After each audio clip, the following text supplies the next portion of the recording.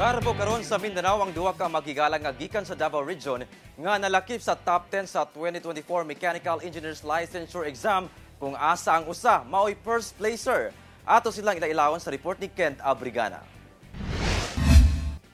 Friendship goals gayud ang magigala. Kinsa classmate sab nga sila si Ray Arcabal, 24 anyos taga Samal Island, ug si Ron Cañones, 24 anyos taga Moncayo, Davao de Oro. Human sila nakasulod sa top 10 sa 2024 Mechanical Engineers Licensure Exam.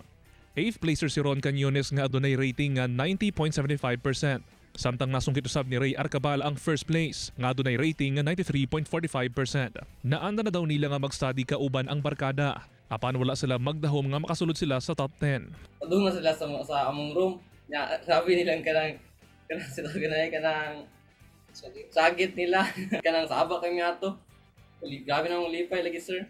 Sumala kang Ron. Kinasiguro gihapon nila nga mabalanse ang ilang studies ug paglingaw-lingaw. Sa ga-review mi diri, sir, dula ka mo make ML. Dili ko gapalabi, sir. Kanang ginagmay nga lingaw-lingaw, sir, kay lisod kayo og kanang user ko tayo, sir. Malipayon usab ang girlfriend ni Ray kinsa nakapasa usab sa moong licensure exam. Beyond measure jud ang kalipay, sir, kay mao jud among gigol good, sir, na mag-top jud siya, sir, makasabay mi makapasar. Doon na say tips sa Laron ug Ray sa mga buot mag-excel sa ilang studies. Choose your friends, jud. Dapat imong pilion ng mga friends kay think pud sila sa future ba.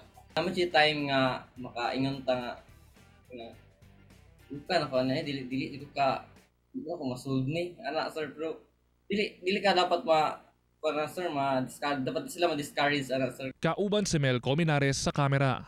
Ako si Kent Abrigana para sa One Mindanao.